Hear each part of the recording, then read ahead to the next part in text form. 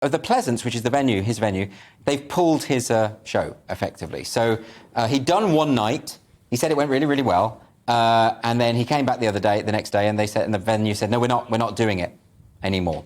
And now I should put for context, Jerry Sadowitz is an extremely controversial comic. I would say the most controversial comic. And this is, but the Pleasance will have known that when they booked him. Quite obviously, everyone knows that. Anyone who does a basic Google search will know what they're getting in for if they go and see a Jerry Sadowitz show. Now, this is what the Pleasance said. They issued this statement just a few hours ago. They said, due to numerous complaints, we became immediately aware of content that was considered, among other things, extreme in its racism, sexism, homophobia and misogyny. We will not associate with content which attacks people's dignity, and the language used on stage was, in our view, completely unacceptable. A large number of people walked out of Jerry Sadowitz's show as they felt uncomfortable and unsafe, there's that word, to remain in the venue. We have received an unprecedented number of complaints that could not be ignored, and we had a duty to respond. The subsequent abuse directed to our teams is also equally unacceptable. Now, let's be clear about what Jerry Sadowitz does, and if you haven't seen him, you'll need to understand. Context is absolutely everything. So his onstage persona, i.e. not him, his onstage persona is a monster, is racist, homophobic, sexist, anti-Semitic, just every ism and phobia you can think of he throws out there. It's like this sort of theatricalised explosion of hate. And throughout the whole thing, he's doing these incredible magic tricks because he's one of the best magicians in the country. And there's a really interesting juxtaposition there, and it's really hilarious, and it makes people laugh in spite of themselves. And there's always going to be something in a Jerry Sadowitz show that makes you think that's too far. You couldn't have possibly just said that. And that's the point. That's the context. I remember sitting there watching him doing the 10-minute rant about the evils of homosexuals and the disgusting things that they get up to behind closed doors, and it was hilarious and so offensive to people like me, right? But, you know, so, I mean, he's also incredibly anti-Semitic. He's Jewish. Right, that should give you a clue. That should give you a clue about what he's doing there, right? And the idea that you would go along to a Jerry Sadowitz show and sit there and think he literally means everything he says, and like it's like a child. And the problem is that, of course, the industry, the doyens of the industry, the people who run the Pleasance, the people who run comedy venues, are now not comedy literate enough to understand what's going on. That's a problem. Now I'm ranting, but I think I've got a point. Yeah, comedy was so much better before people who hate comedy took it over. And now they cancel Jerry Sadowitz. And he does, I mean, out of context, out of his performance, the things he says and the things he does sound appalling. I mean, if he went Don't say them now, by the way. No, and also because he hates being quoted. Yeah, so yeah. Don't well, quote I think him. that's, he's unquotable. But, yeah. I mean, if he went into Weatherspoons and started saying those things... Right, there would be a problem. People would phone the police. Yeah. But it's not. It's a performance. And we understand when we watch, you know, a car chase in a film, it's not a real car chase. Yeah. You know, when we're playing Grand Theft Auto, we're not really shooting people in the face. Yeah. It's, you know, there's artistic expression, and we all get that it's a performance. I think it's impossible not to get, like, when you actually go and see his show, because he's an equal opportunities offender. No, it's true. If you can imagine the very worst thing in your head now, but you just said it, that's Jerry Sadowitz. That's what it is. It's everything, the worst things you can think of. Absolutely. But you said it on stage, in a comedy show, performing to an audience that know exactly what you're doing. Right. And it's infantizing the audience. Yeah. This is what the Pleasance have done. I think it's the most dangerous thing I've seen in comedy. Maybe I've been doing stand-up for 20 years. Yeah. This is an absolute red line in the sand here. The Pleasance, I should say, for people who don't go to the Fringe, is arguably the most prestigious. Yeah, one of the main venues. One of the main venues there. I know Anthony Olsen. I've done a couple of shows myself at the Pleasance, and I've done gigs with Jerry Sadowitz. Anthony seems like a pretty nice guy. Jerry Sadowitz is not a very nice guy.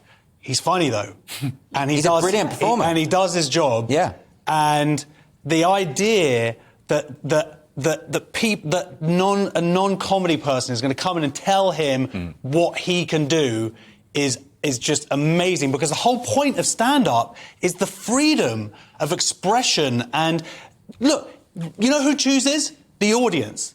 You laugh or you don't. It's that simple. And how dare this idiot who runs one of the most prestigious comedy venues in the entire world, how dare he come along and go, no. Yeah. No. So that's it, isn't it? That's the problem I really have with this, is him saying that, him making that choice. If you do go and see Jerry Sadowitz and you feel unsafe, which by the way, I don't believe for a second, although he is kind of scary. Yeah. You picked the wrong show. You picked the wrong show. By the way, just Google your shows next time, right? He actually sent out a promo video. Did you see this? He put a promo video about his own show. Saying, I'm going to be rude, I'm going to get my penis out, I'm going to say everything that, and it's like that. And it's like, you can't accuse him of false advertising. Yeah, well, I've seen... Like, the show I saw a couple of years ago was called Jerry Sadowitz, Comedian Psychopath. Yeah. Like, it's not like he's hiding. I've seen Jerry Sadowitz's penis more than I've seen my own penis. And it's interesting what you say about infantilising the audience. These adults have chosen, they paid £25 for a ticket, they've chosen to go and see Jerry Sadowitz, and, it's not a secret what he does. He's very clear about what you get. It's written on the flyer. And people have said, oh, no. Like, the venue managers turned around and said, oh, no, we can't have this. He said unacceptable things to these adults. Meanwhile, the same people who are complaining would be absolutely fine with, drag queen story hour in a primary school and, children, the family sex show, people getting naked in front of children. It's like, why are we treating adults like children and children like adults? Yeah, really good point. And I think as an audience member, I would be really, really annoyed. If I'd have bought tickets to that show that was pulled, I'm thinking, why does that guy, like you said, why does that guy get to decide what I can watch? And I'll make my own choices, thank you very much. Absolutely. And where does it stop now? So this person is the person, is everyone else going to be watching themselves? And this is why any comedian, as far as I'm concerned, who isn't out there right on the front line of this and pushing back against the Pleasance, whether it's people performing at the Pleasance, doing their shows,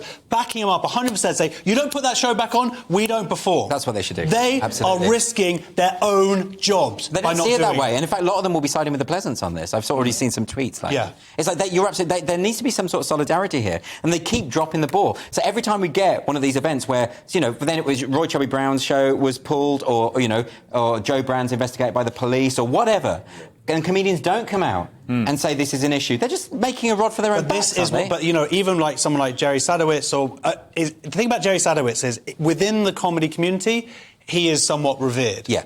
And that's what makes this one slightly different. Like Roy Chubby Brown, it was like, oh, that's a different generation. It was easy for people just to pretend that didn't apply to them. But the principle should have been the same. Of course the principle should be, but but this is now reality. People have gigged with him, people have been fans of him, people have even become comics because of him. Yeah. And so that is what makes this case such a flashpoint. Even the idea that he could be cancelled is just abhorrent to and the whole and stand-up as we know it today has been affected by him in terms of what we can say. Look, when it's changed in the sort of late 70s and the first alternative comedian stand, it was all it was very po-face funny, but there was a lot of po-face. There was a lot of he was the first comic out of that lot to come along and go, no.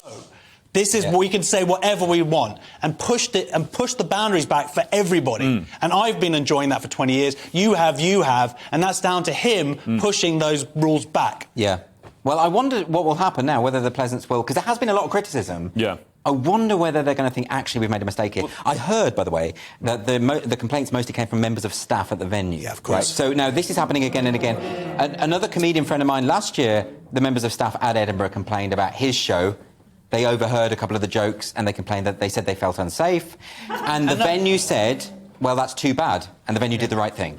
Now they're not. Now something's shifting. And it's that's mostly students, I should say. And very nice. And I've really enjoyed, the staff have been great at the festivals that I've done. But they are mostly students, and things have changed over the last 5 years. And they've been mollycoddled, and then this is the result. If you get a summer job ripping ticket stubs, why does that suddenly qualify you to decide, editorialise on what happens on a stage? But also, it's insanity. Why do people listen to the least qualified people? Yeah. So, do you remember when Jordan Peterson's book came out last year? It was Beyond Order.